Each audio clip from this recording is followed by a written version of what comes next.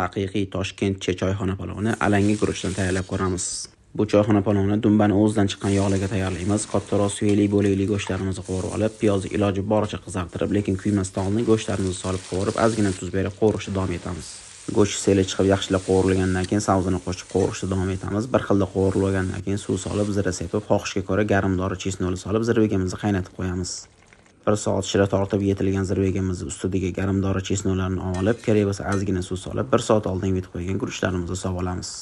Olovni baland qilib, guruchlarimizni qozon bo'ylab bir tekisda yoyib olib, 5 minut qaynagandan keyin guruch chetlarini o'rtaga ko'tarib, ustiga tuz berib, tog'oracha yopib qo'yamiz.